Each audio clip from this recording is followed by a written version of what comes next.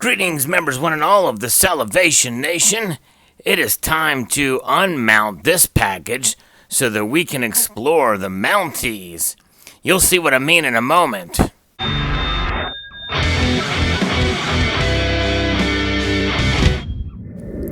Yes, it's probably as hinted by this title as well, too, but inside of this package we've got 6 ounces of silver, and I saw this, images of this, and email showcasing this, these particular pieces, and I knew that I had to have them, for sure. Alright, very good. And also, some others have posted videos of these, most notably Seduced by Silver and others. So it was nice to see that, and that really brought me over the edge. I knew that I had to have these things, just mainly as a collector, for sure. Alright, very good. And I ordered these from Gold Bull. Yes, Silver Gold Bull. And I believe this is maybe my second order from them. And yeah, so there we go. Let's pull the contents out of the package. And there they are. I didn't think about capsules. I don't know if they've got capsules or not, but these indeed are the Mounties. So let us pull these apart here. Here we go. All right. We've got 3 of them, 2 ounces each. As I drop my camera. Here we go. All right, that's not good. Let's see here. Let's get back in action here. There we are. So we've got 6 of these. And it's really the first foray but that the Royal Canadian Mint has moved into the 2-ounce realm. Most of you know that the Royal Canadian Mint has done 3/4 ounce size, 1 ounce obviously, and then 1 1/4 ounce, which is kind of short-lived. You don't see many of those, and then 1 1/2 ounce. This is the first 2 ounce. And another first here, a bullion coin with King George V on the obverse here, $10. George V, very, very nice indeed.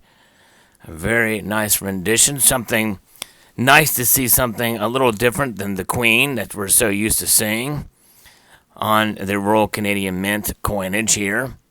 So this is kind of a pleasant, I believe, a pleasant change of pace for the Queen here. There we go. Very nice. All right. Very nicely done.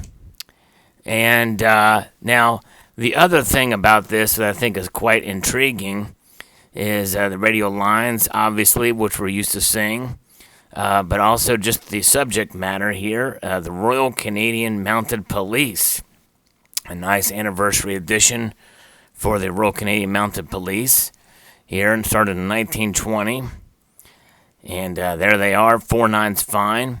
And they are actually hearkening back to sort of a specimen finish on the background behind the mounted policeman there, which I think is really cool. And then they have we're used to seeing here, the security feature, not only the radio lines, but the maple with the year inside of it. Very cool. Nice, fine silver piece here. Now, because the Royal Canadian Mint has their mint shield program, which eliminates milk spots or prevents them from occurring, which is really cool. But this particular one has a little bit of rim damage or rim imperfections there. I'm not sure what's going on there on the edge there, but yes.